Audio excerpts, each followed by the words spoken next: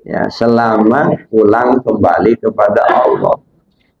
Itu bagaimanapun banyaknya duit kita, bagaimanapun tingginya jabatan kita, kalau pada akhirnya su'ul khatimah, nggak ada gunanya. Duit kita triliunan, jabatan kita sampai jabatan tinggi. هل أتى على الإنسان حين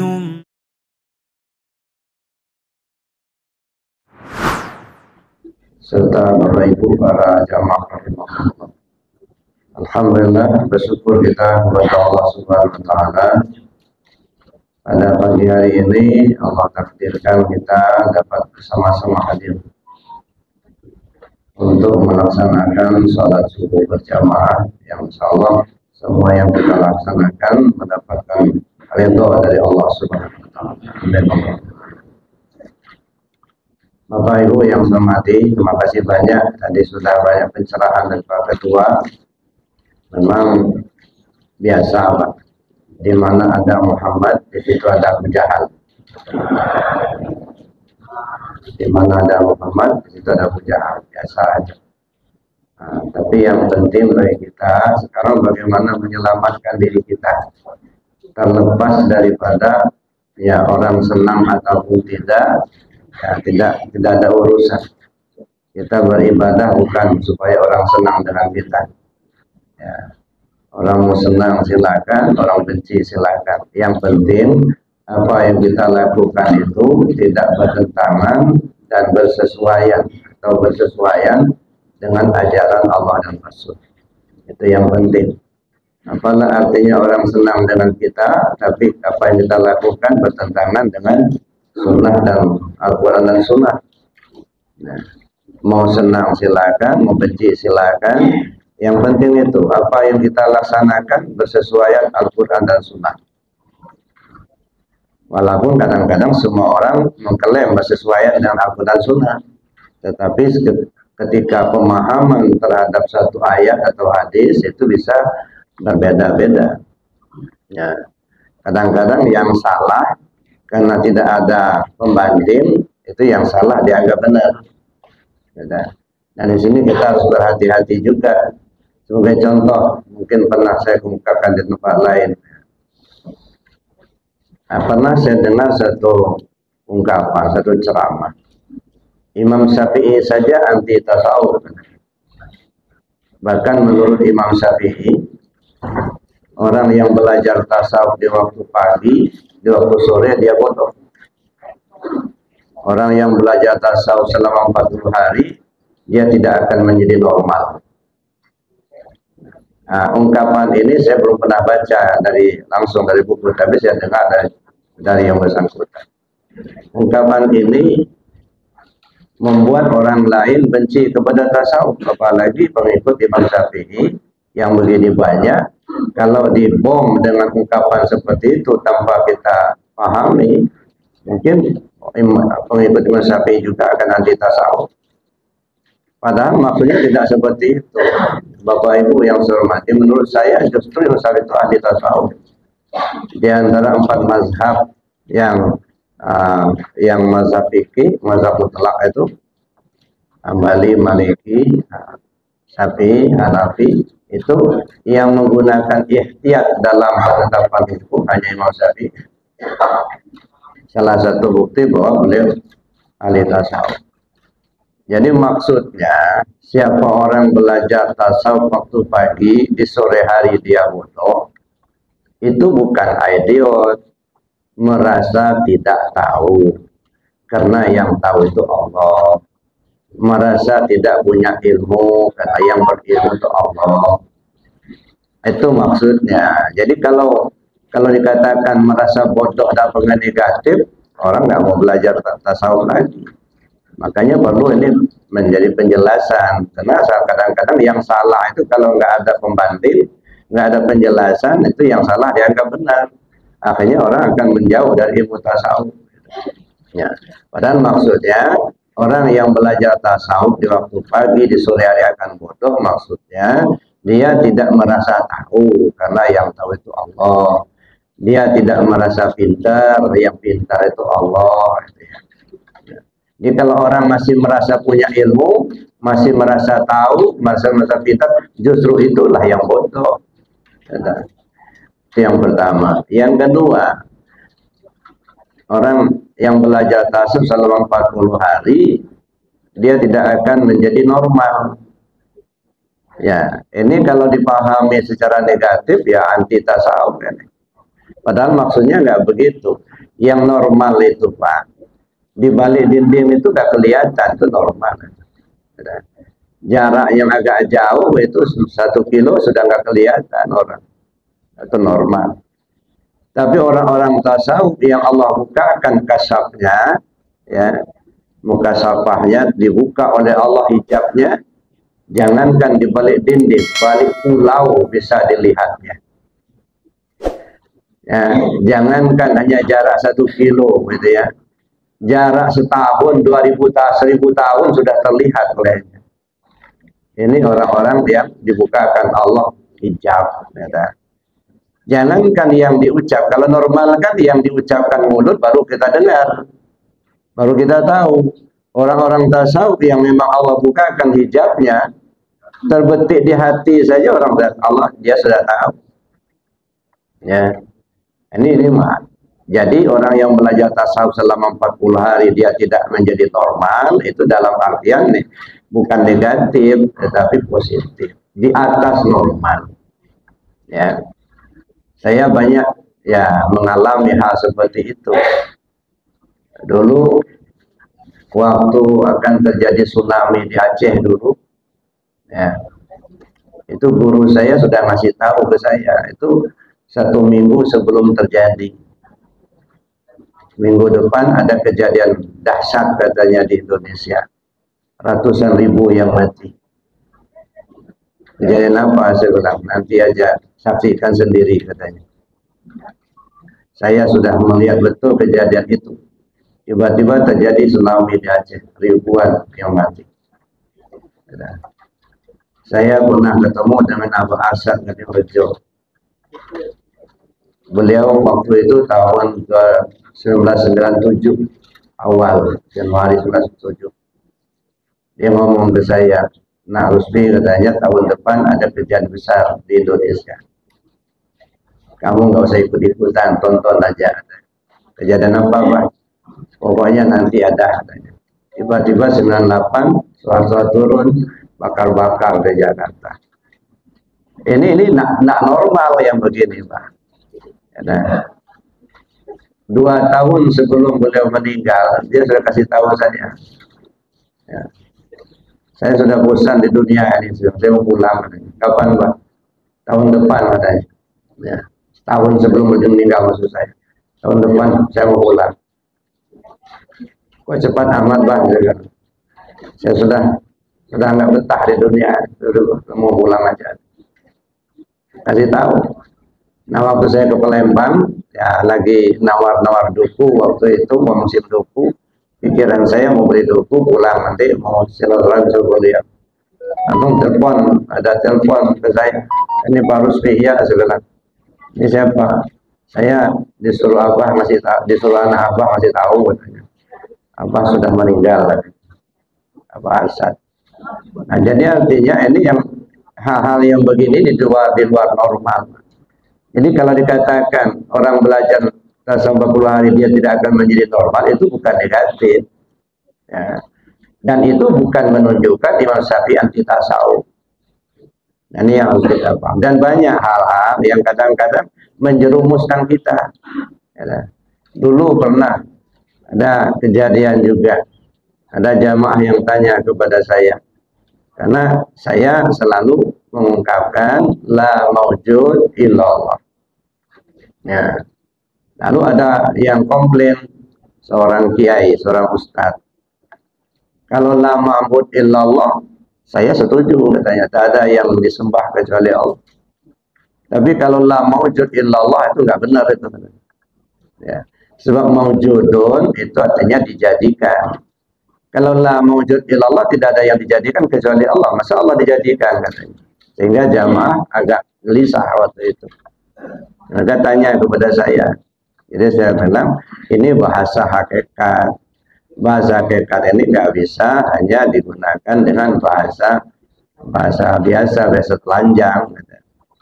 Nah, jadi harus kita lihat dengan bahasa hakikat. La maujud illallah, maksudnya maujudun isim maf'ul yang dijadikan. Kalau disebut la maujud illallah, artinya yang maujud ini, yang dijadikan ini pada hakikatnya nggak ada. Yang ada itu Allah, bukan Allah dijadikan. La maujud, tidak ada. Yang maujud nggak ada. Ada manusia, ada binatang, ada tumbuhan, ada bumi, ada langit, itu maujud semua itu. Pada hakikatnya yang maujud itu gak ada. Yang ada itu hanya Allah. Kenapa? Karena yang maujud yang ada ini itu wujud bayangan, bukan wujud hakiki.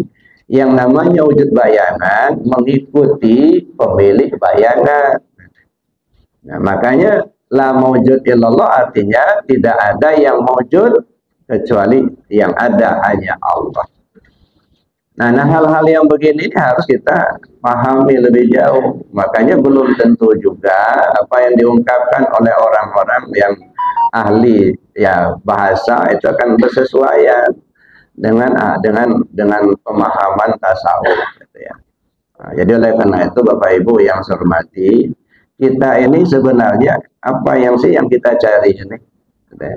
Dalam dunia ini, dalam hidup ini yang kita cari itu apa? Apakah kita mencari duit, mencari jabatan, mencari pujian? Tujuan kita di dunia ini tidak ada lain mencari keselamatan. Ya, selamat pulang kembali kepada Allah. Itu. Bagaimanapun banyaknya duit kita, bagaimanapun tingginya jabatan kita, kalau pada akhirnya su'ul khatimah, nggak ada gunanya. Duit kita triliunan, jabatan kita sampai jabatan tinggi, ya, tapi ketika matinya su'ul khatimah, hapus semuanya. Ya. An-nasu niyamun fa idza mata intabahu. Manusia sekarang ini dalam posisi tidur, Pak. Ketika dia mati baru terbangun. Hidup ini tidak ubahnya seperti mimpi. Ya, cobalah kita mimpi. Dalam mimpi kita punya rumah bagus, punya mobil mewah, ya, kemudian punya uang yang banyak. Dalam mimpi, begitu bangun, mana duitnya, mana mobilnya, nggak ada. Nah, begitulah hidup ini. Nah, walaupun kelihatannya kita punya ini, punya itu hanya sementara. Begitu mati, hilang semua. Ya. Jadi yang kita cari dalam hidup ini hanyalah keselamatan kita untuk pulang kembali kepada Allah. Maka sering saya katakan, tujuan utama manusia hidup di dunia ini bukan untuk ibadah, ya, tetapi untuk mengenal Allah. Tujuan utama. Ana kanzan makhfiyah fa uhibbu an u'rafa fa khalaqtul asya liya'rifuni. Saya ini, kata Allah, perbendaharaan yang tersembunyi. Saya suka untuk dikenali, maka aku jadikanlah makhluk ini supaya mereka mengenal aku. Itu tujuan utamanya. Makanya wa ma khalaqtul jinna wal insa illa liya'buduni ay liya'rifuni. Tidaklah aku jadikan jin dan manusia melainkan supaya mereka mengenal aku. Bukan menyembah aku, mengenal aku. Ya, liya'rifuni. Jadi tujuan utama manusianya adalah mengenal Allah itu dulu. Makanya sampai ada istilah dalam ilmu tauhid, la yasihul ibadah illa bima'rifatil ma'bud. Tidak sah ibadah tanpa mengenal siapa yang dia sembah. Nah, kita ini kadang-kadang ketidakpahaman kita itu menjelekkan orang lain, gitu, untuk menutupi kebodohan kita. Nah, contohnya begini, ada ungkapan, dunia sijinul mu'minin. Dunia ini adalah penjara si al-mu'min. Ya. Akhirnya orang nggak mau, masa dunia penjara bagi orang yang beriman. Ya. Akhirnya orang Islam ini tertinggal katanya, karena dia di penjara. Nah, akhirnya dicari-carilah ini hadis yang palsu lah, ini kan ini dhaif lah dan lain sebagainya. Padahal begitu maksudnya. Ad-dunya sijinul mu'minin. Mana dunia? Dunia ini tubuh, Pak. Sijin itu artinya penjara. Al-mu'min itu baru. Al-mu'min miratul mu'min. Si al-mu'min itu cerminan daripada si al-mu'min. Artinya ruh kita itu cerminan daripada Allah. Jadi kalau ad-dunya sijinul mu'minin, tubuh kita ini penjara bagi pada ruh kita. Jadi ruh kita ini sekarang lagi di penjara, tidak terkungkung, tidak bebas. Ya, itu ad-dunya sijinul mu'minin. Al-mu'min itu bukan orang beriman, al-mu'min ruh kita. Nah, begitu kita meninggal, nah, baru lepas dari penjara itu. Nah, jadi Bapak Ibu yang saya hormati, itu yang pertama. Ya. Yang kedua dulu pernah juga. Ya, inilah kadang-kadang ya bukannya kita untuk memahami sehingga kita bisa mengerti, tetapi justru menilai satu penilaian yang sebenarnya yang menilai sendiri tidak tahu tata nilai. Ya, saya pernah mengungkapkan, ya, qalbul mu'minin baitullah. Hati si al-mu'min itu baitullah. Itu hadis, Pak. Ya, qalbul mu'minin baitullah. Hati si al-mu'min artinya ruh itu. Itu baitullah. Ya. Jadi baitullah yang asli saya bilang itu ya hati al-mu'min itu. Kalau baitullah yang di Mekah itu Nabi Ibrahim yang membangunnya. Itu batu disusun.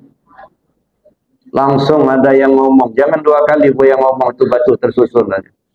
Emangnya apa? Itu batu, memang batu tersusun itu. Nah ini yang kadang-kadang nggak dipahami, seolah-olah mau menjelekkan, bukan, menjelaskan.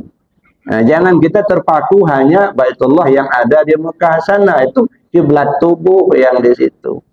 Ya, nah mulailah dicari-cari, saya ini orang Syiah lah, gitu ya. Ditanya sama Pak Haji, Pak Bukhari Muslim, apa benar Pak Rusdi orang Syiah? Enggak, kebodohan dia menjelekkan orang lain. Gitu. Ini yang enggak benar ini. Mesti tanya, ya, kenapa kok bisa itu yang disebut dengan Baitullah yang aslinya di sini? Ya, Baitullah di sana itu isyarat syariat, itu isyarat semua itu. Ya, maaf ini, yang namanya syariat itu isyarat. Untuk kita pahami isi, cobalah perhatikan, ya dan menunaikan ibadah haji itu kalau nggak dipahami maknanya, Pak, maaf, mohon ampun sama Allah, kayak main-main, ya dan. Tapi begitu kita pahami maksudnya, masya Allah, luar biasa. Coba kita perhatikan pakai ihram, buka pakaian semua yang berjahit, lalu pakai yang tidak berjahit. Ada apa-apaan ini? Kalau hanya dilihat lahirnya saja. Tapi saya katakan semua syariat itu pasti ada isi. Jangan hanya melihat syariatnya saja.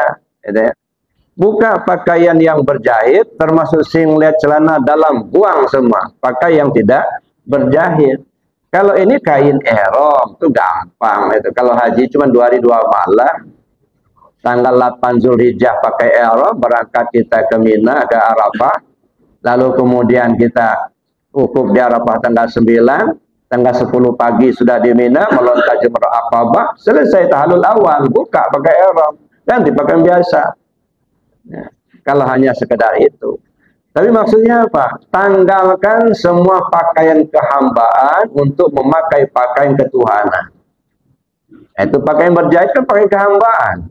Iri, dengki, hasud, itu pakaian kehambaan semua. Percuma kalau sudah haji kalau itu nggak ditanggalkan. Itu memakai pakaian ihram, kain ihramnya sebentar. Memakai makna ihramnya itu loh. Lepaskan semua pakaian yang berjahit, pakaian kehambaan itu yang berjahit. Pakai pakaian ketuhanan yang tidak berjahit. Allah Ar-Rahman, Allah Maha Pengasih, itu yang tidak berjahit. Yang pengasih itu Allah, bukan kita. Lalu kita coba kita pakai, suka menolong orang, suka memberi. Kalau yang pelit itu pakai yang berjahit. Dendam itu pakaian berjahit. Lepaskan sifat dendam. Al-Ghaffar, pakaian ketuhanan. Allah Maha Pengampun. Kita pakai pakaian ketuhanan. Itu salah satu diantaranya. Jadi itu isinya itu. Jadi percuma kalau kita sudah walaupun berulang-ulang kita pakai ihram pakai Mekah, tapi kalau pakai yang berjahitnya, pakai kehambaannya masih dipakai, iri, dengki, hasud, gitu ya, bully sana, bully sini, nah itu pakai kehambaan semua itu. Ya kan? Nggak akan mabrur itu nggak. Makanya saya bilang yang masuk surga itu bukan haji yang sah, Pak. Yang mabrur. Al-hajjul mabrur laisa lahu jaza illal jannah. Haji yang mabrur tak ada balasan kecuali surga. Bukan haji yang sah. Ya, kalau sah kan terpenuh syarat dan rukun. Itu sah. Apakah sudah mabrur? Belum tentu. Ya, tapi kalau yang mabrur itu terpakai makna manasik. Nah, contohnya ihram tadi sajalah. Ya, ya. Kita datang, ya, kita memberi, kita menolong orang, terserah apa yang bisa kita bantukan. Mungkin sekedarnya harta kita, mungkin pikiran kita, tenaga kita, ilmu kita. Orang lain tertolong, terbantu karena kehadiran kita. Ya. Orang lain tidak akan tersakiti. Kenapa? Karena kita pernah mengatakan orang itu salah. Kita datang, ya, tidak menyakiti orang, ya, maka kita seperti tawon lah gitu. Coba perhatikan tawon. Tawon itu kalau sudah hinggap di sebuah ranting, pantang dia pindah sebelum melahirkan madu. Dimanapun dia hinggap, tak ada ranting yang patah. Itu ilmu tawon. Ya, jadi Bapak Ibu yang saya hormati, itu satu diantaranya. Kemudian sa'i. Ya, ini saya bilang tadi yang syariat itu ada isi. Ya. Sa'i itu kalau sa'i saja dari Safa ke Marwah, Marwah ke Safa kan sebentar. Ya, paling 1 jam selesai. Apakah selesai kita sa'i di sana selesai urusannya? Belum, Pak. Itu mah isyarat. Syariatnya begitu.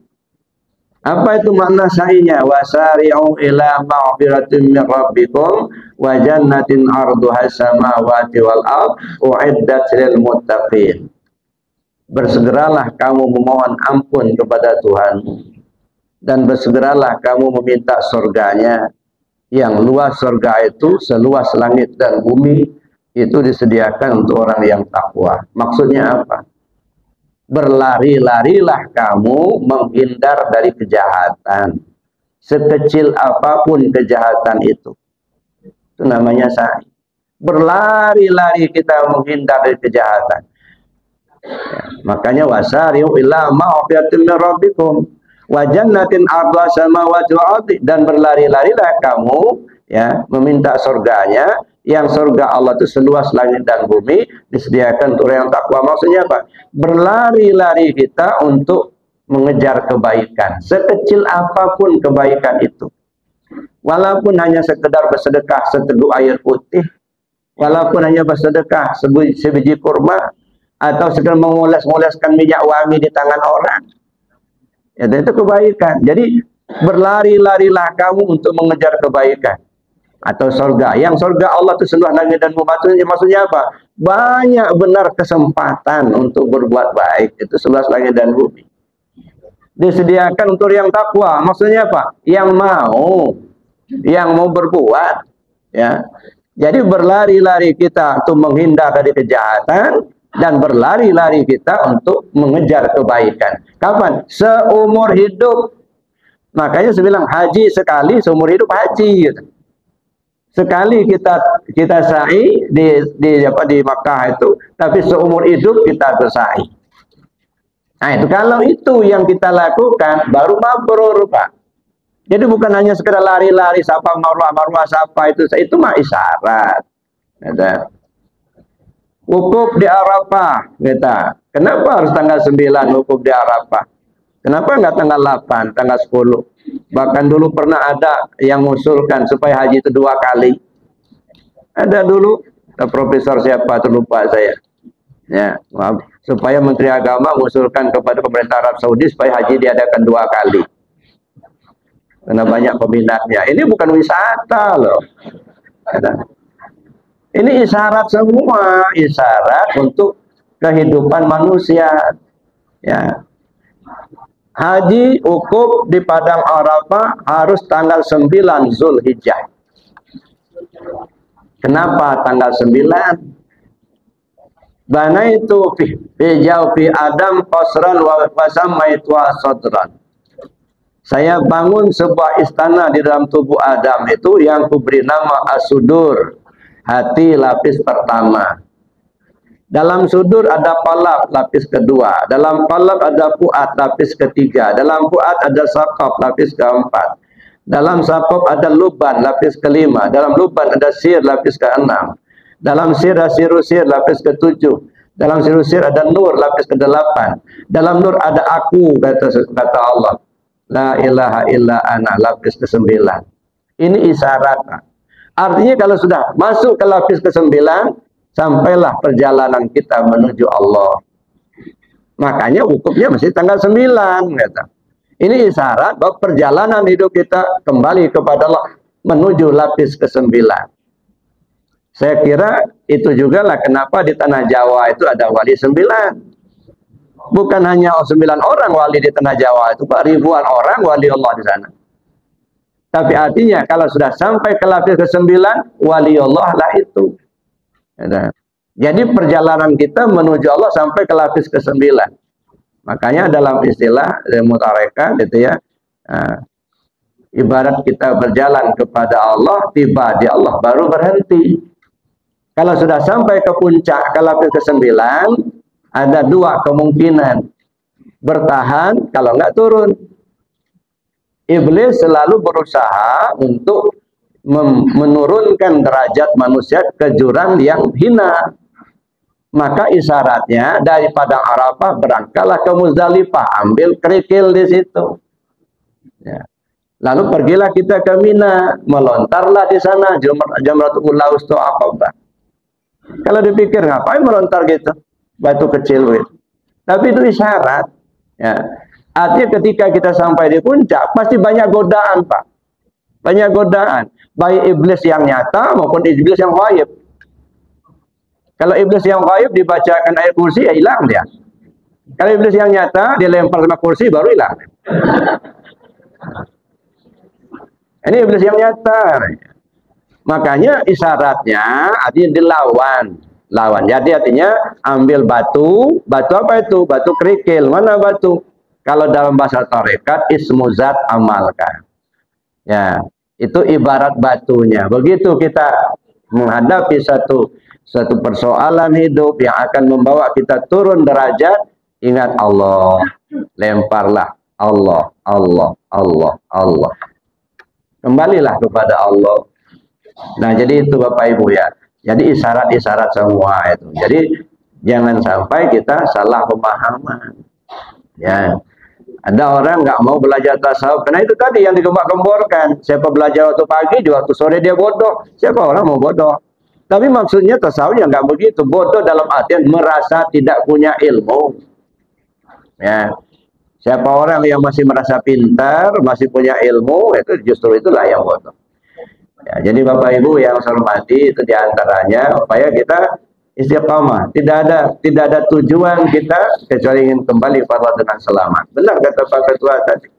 Kalau urusan surga mah itu urusan Allah. Belum tentu juga tunggang-tunggi kita ibadah seumur hidup dijamin masuk surga. Belum tentu, Pak. Surga itu milik Allah. Coba perhatikan ayat. Ya ayyatuhan nafsul mutmainnah irji'i ila rabbiki radiyatan mardiyah fadkhuli fi ibadi wadkhuli jannati. Wahai jiwa yang tenang, kembalilah kau ke Tuhanmu. Perhatikan di sini. Kembali kau ke Tuhanmu. Sudahkah Bapak Ibu kembali ke Tuhannya masing-masing? Ya. Ini khitabnya irji'i ila rabbiki. Kembalilah kau ke Tuhanmu. Mana Tuhanmu itu? Wa fi anfusikum afala tubsirun, kata Allah. Kalau bahasanya dalam dirimu kenapa kamu tidak melihat? Bahasa tasawufnya apa? Aku ada di dirimu, kenapa kau nggak tahu? Nah, Tuhan kita itu yang punya kita sudah tahu belum kita punya Tuhan? Ya. Irji ila rabbiki, kembalilah kau ke Tuhan. Satu. Dalam sholat, dalam ayat disebutkan aqimis sholat tali zikri. Kamu sholat untuk mengingat aku. Kalau sudah ingat, bagaimana? Jumpa. Nah, sekarang Bapak Ibu sholat, jumpa Allah apa tidak? Jangankan jumpa, ingat aja enggak. Nah, Tuhan yang mana yang akan kita ingat? Seperti apa? Dia tidak laisa kamitslihi syai'un. Tapi ada di diri kita. Wa fi anfusikum afala tubsirun. Maka kembalilah kau ke Tuhanmu. Kan Bapak-bapak kalau berdoa kan selalu kan menyebut Tuhanku, ya Allah ya Tuhanku. Nanti Bapak Arab doa, ya Allah ya Tuhanku. Nanti Bapak kalau doa, ya Allah ya Tuhanku. Nah, pernah ada orang, ya Allah ya Tuhan tetangga sebelah. Kita sudah ngucap itu seringkali, tapi kenal nggak kita Tuhan kita itu masing-masing itu? Bukan berarti Tuhan itu banyak. Saya sering ambilkan saya ilustrasi.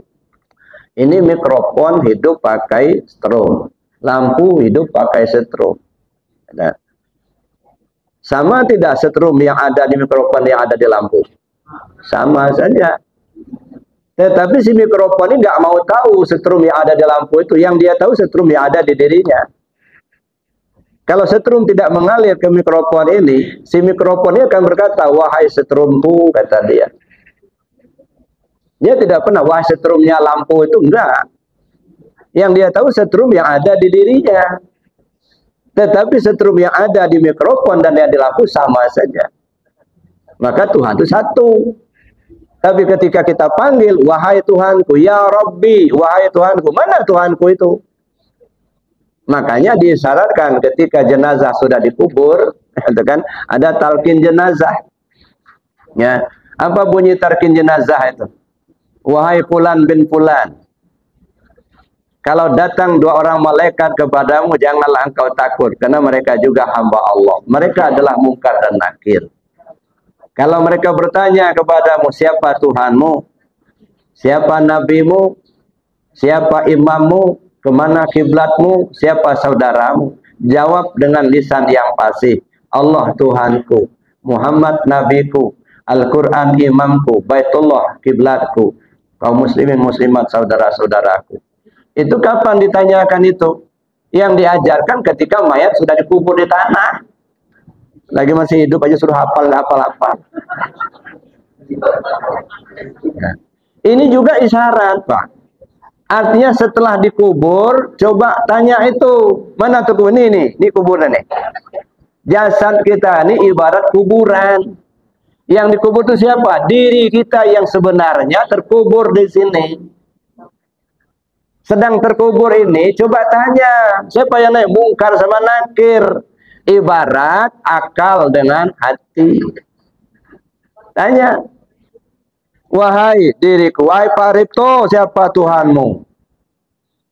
Tanya ke diri, Allah Tuhanku, kenal nggak kau dengan Tuhanmu itu? Nah, baru berpikir kita. Yakin kita. Maka saya katakan, bertemu Allah, bertemu Tuhan, itu bukan seperti bertemu, kita sama teman kita. Duduk di kursi salaman cium tangan, ya enggak lah. Bertemu Allah, bertemu paham dengan keyakinan. Ya. Coba tanya ke diri masing-masing. Ya. Wahai siapa Tuhanmu? Allah Tuhan, jawab dengan lisan yang fasih. Maksudnya keyakinan yang benar. Jangan hanya mulut ngomong Allah Tuhanku. Kau paham enggak dengan Tuhanmu itu? Kan itu, wahai Tuhanku. Ya, nah. Siapa nabimu? Muhammad nabiku. Kau kenal belum dengan Muhammad nabimu itu? Ya, nah. Kemana kiblatmu? Baitullah kiblatku. Kiblat itu apa? Arah. Mana kiblat? Baitullah, ini Baitullah, hati kita ini. Mengarah enggak setiap langkah kita ke hati kita ini? Banyak yang bertentangan, Pak. Enggak berkiblat ke hati. Hati kita itulah Baitullah. Kita akan menghadap ke Baitullah. Itu tubuh kita menghadap Baitullah di Mekah. Nah sekarang Baitullah yang ada di hati kita ini. Berkiblat enggak kita ke hati kita ini? Banyak kadang-kadang perbuatan bertentangan dengan hati nurani kita sendiri. Itu enggak menghadap kiblat itu. Ya, kita mau melakukan ini, tanya, menghadap ke kiblat dulu. Benar enggak, terarah tidak? Ini kan enggak, kadang-kadang yang harus dikerjakan begini tapi hatinya nolak. Enggak sesuai dengan, enggak menghadap kiblat namanya itu. Katanya Baitullah kiblatku, tapi perbuatannya tidak menghadap ke Baitullah itu sendiri. Nah, nanti akan dihukum. Siapa yang hukumnya? Mungkin nanti dipukul. Perasaanmu sendiri yang akan menyiksa. Pikiran rasa menyesal. Nah, jadi Bapak Ibu yang saya hormati, maka banyak isyarat-isyarat. Ya, Al-Quran imamku, Al-Quran yang mana? Yang namanya imam diikuti Pak. Ya, imam berdiri, makmum berdiri, imam ruku, makmum ruku. Nah sekarang sudah diikuti enggak petunjuk Al-Quran itu? Jangan hanya dibaca saja, dilagu-lagukan, tetapi perintahnya diabaikan. Al-Quran itu bukan nyanyian Pak. Ya, Al-Quran itu petunjuk untuk mengarungi lautan kehidupan ini. Nah, tapi ketika kita mau melaksanakan petunjuknya, nah kita nggak paham pula bagaimana melaksanakan petunjuk, dan banyak betul petunjuk-petunjuk itu. Maka dulu salah satunya wa anfiqu mimma razaqnakum min qabli an ya'tiya ahadakumul maut. Itu salah satunya saja. Infakkan apa yang telah kami berikan kepadamu sebelum kematianmu datang. Lalu terpahami oleh kita infak duit 100, 200, 50 rupiah, ya dah. Kalau keceleng milih yang kecil-kecil, ya. Hanya itu, bukan itu maksudnya Pak. Wa anfiqu mimma razaqnakum min qabli an ya'tiya ahadakumul maut. Serahkan apa yang Allah berikan padamu sebelum kematianmu datang. Apa yang diberikan Allah pada kita, terutama yang ada di diri kita, sifat 7. Qadrat, iradat, ilmu, hayat, sama, basar, kalam. Kembalikan. Qadrat, kuasa kita, kodrat Allah. Hayat kita, hayat Allah. Melihat kita, basar Allah. Mendengar kita, sama Allah. Jangan akui itu punya kita. Kembalikan itu kepada Allah. Kalau sampai mati masih mengaku-ngaku milik, nah itu urusan. Ini bukan milik kita kok diakui-akui milik kita. Kita melihat itu pakai basar Allah. Berdiri kita dengan kodrat Allah. Ya, melihat, mendengar kita dengan samaannya Allah. Tahu kita ilmunya Allah, yang punya kita mana? Nggak ada. Udah diserahkan semua. Ini ngaku-ngaku punya gitu. Punya kuasa, punya hebat, punya harta, punya, ya Allah, itu punya Allah semua. Makanya pasti akan ditanya itu kan. Ya. Nah kalau nggak mau ditanya, pulangkan cepat. Ya, iya. Biar masuk surga tanpa hisab. Ya, masuk ke tempat itu, apa mau ditanya lagi, udah dibalikin semua. Ya, nah, tapi kalau masih diakui-akui juga, nah, tangkap polisi nanti Pak. Dipinjamin motor, malah dijual. Ini lucunya itu. Nah, tapi itu yang kita nggak paham begitu.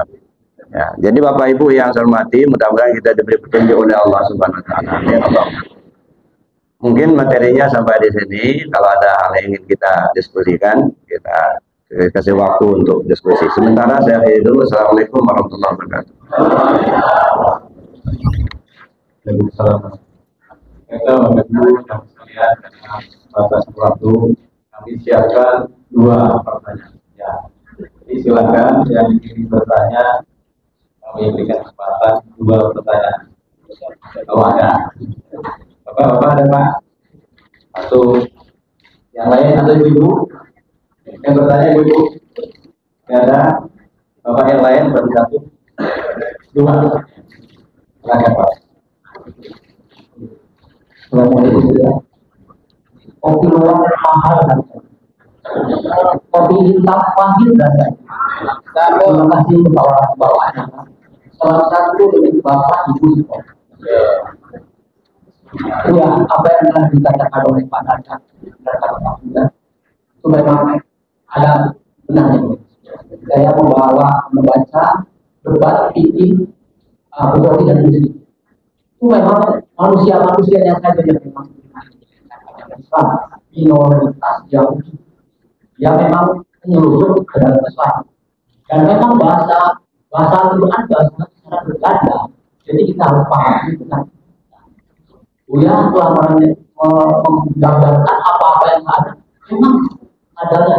Dan saya akui, saya punya saudara di Bone di Poso, punya saudara di Surabaya, Buya diakui di Lampung. Jadi yang katanya miris-miris itu tidak ada. Tuh saya tahu dan ketahui ya. Dan insya Allah kita semua adalah istiqomah dalam berguru pada beliau. Saya berguru kepada orang yang bukan akademis, beda dengan berguru dengan orang yang akademis. Saya berguru sebelumnya Buya, maaf, di Tasik, seperti Buya juga non akademis. Tapi bahasanya tidak saya terima dengan baik. Tapi Buya non akademis dan akademis itu adalah lengkap untuk kita. Dua Buya, memang semua itu coba kita dan mudah-mudahan Buya tetap eksis dalam identitas tasawuf. Pergi menanti ke Pondok Arafah untuk bisa tempat bersih. Atas jawaban dan keterangan Buya saya ucapkan terima kasih. Wassalamualaikum warahmatullahi wabarakatuh. Ini maksudnya tanya ini tadi sudah dijawab, kemudian jelaskan dengan gamblang.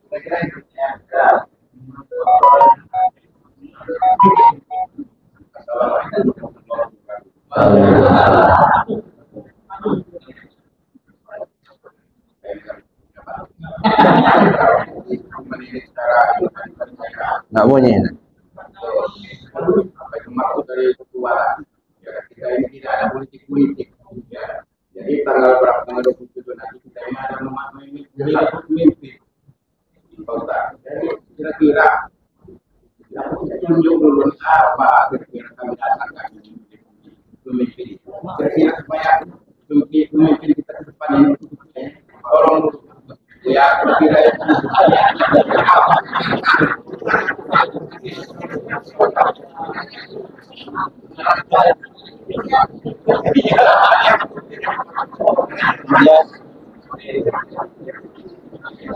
Nah,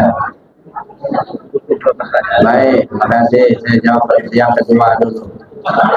Memang kabarnya kita akan pilih pemimpin tanggal 27 November. Cuman saya tidak bisa mengarahkan kepada siapa. Ya, tanya sama hati nuraninya masing-masing. Silakan menghadap ke kiblat. Jangan sampai beda arah nanti. Kiblatnya ke sana, yang nyucuknya beda. Ya udah, ngadap ke kiblat aja lah. Ya. Itu saja. Saya tidak bisa mengarahkan karena memang saya bukan ahlinya. Kemudian yang kedua, apa tadi ya? Jadi Bapak Ibu, saya pernah dulu ceramah di satu tempat, saya cerita bahwa tarekat yang saya ajarkan ini saya terima dari penguasa Abah Hanom Suryalaya. Abah Hanom mengambilnya dari Abah Sepuh Syekh Abdullah Barok bin Muhammad. Abah Sepuh mengambilnya dari Syekh Tolhah Kali Sapu Cirebon. Syekh Tolhah mengambilnya dari Syekh Khatib Sambas, ya, dari Kalimantan Barat, beliau jadi mufti di Mekah. Begitu saya cerita, langsung nunjuk seorang bapak. Bapak itu termasuk pejabat, artinya orang ngerti. Ya, Pak Ustadz, jangan sebut-sebut ulama-ulama di luar Lampung, cukup di Lampung ini aja. Masya Allah, ini menurut saya kebodohan. Ini kan silsilah tarekat. Dalam tasawuf, Bapak Ibu, tidak boleh kita disekat oleh suku-suku, tidak boleh disekat oleh organisasi, tidak boleh disekat dengan apa namanya, adat istiadat, enggak ada sekat lagi. Kalau sudah masuk tasawuf, yang kita lihat hanya Allah. Apakah dia Muhammadiyah, orang NU, yang lainnya, itu sama saja saudara kita semua. Apakah dia orang Lampung, orang Sunda, orang Jawa, orang Palembang, orang Batak, semua sama di hadapan Allah. Jadi kita tidak melihat sekat-sekat itu, gitu ya. Jadi ketika kita masuk ke kajian tasawuf, kita melihat yang kita lihat hanya Allah. Makanya ada kajian suhudul wahdah fil kasrah, suhudul kasrah fil wahdah. Pandang satu dalam banyak, pandang banyak dalam satu. Nah, itu kita mengkaji, karena ini pulang ke Allah begitu. Ini nggak ada hubungannya dengan organisasi, dengan suku-suku, nggak ada. Ya, wa ma Muhammadun illa rasul, qad khalat min qablihi rusul. Muhammad itu adalah seorang rasul yang dia telah terdahulu beberapa orang rasul sebelumnya. Maka Muhammadun aba ahadim min rijalikum walakin Rasulullah wa khataman nabiyyin. Muhammad itu bukanlah bapak dari seorang laki-laki di antara kamu, tapi dia adalah Rasul Allah dan penutup semua nabi. Maksudnya apa? Melihat sosok Muhammad bin Abdullah yang lahir di tanah Mekah, jangan dilihat dia anak apa bapak dari anak-anaknya. Jangan dilihat dia manusia biasa, lihat dia sebagai Rasul Allah. Kalau kita lihat dia sebagai Rasul Allah, maka bukan hanya untuk orang Arab. Nah, begitu juga kita melihat guru-guru kita, jangan lihat Syabul Qadir itu orang Irak.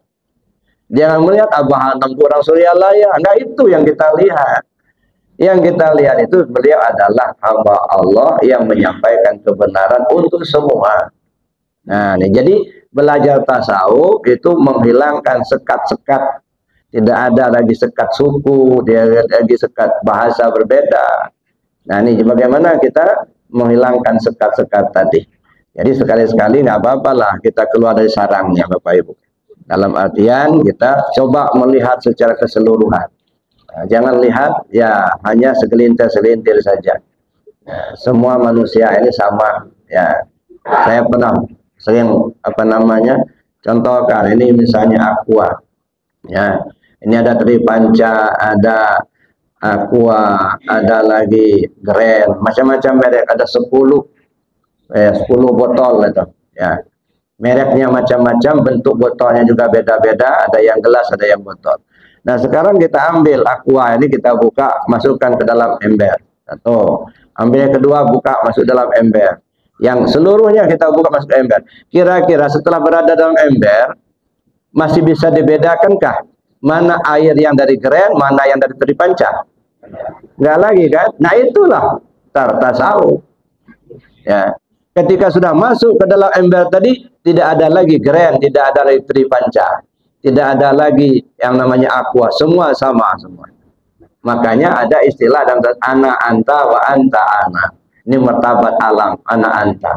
Kamu adalah aku adalah kamu. Jadi kalau kita menjelekkan orang lain sama dengan menjelekkan diri kita sendiri. Wow. Ya, kalau kita menyusahkan orang lain sama dengan menyusahkan diri kita sendiri. Ya, kenapa? Karena kita sudah kembali ke yang satu itu. Nah, jadi itu Bapak Ibu yang saya hormati, ya kita berharap mudah-mudahan pertama jaga kesatuan. Ya, kita sama-sama Porja 5 ini beruntung kita ada Porja 5. Ini bukan kita untuk mensekat-sekat, untuk mengelompok-kelompok, bukan. Porja 5 ini bagaimana menyatukan umat ini. Ya, bagaimana memakmurkan masjid. Ya, supaya masjid yang bagus banyak jamaahnya. Jangan sampai masjid yang bagus tapi jamaahnya nggak banyak berisi begitu. Nah, ini Porja 5 ini tujuannya untuk memakmurkan masjid.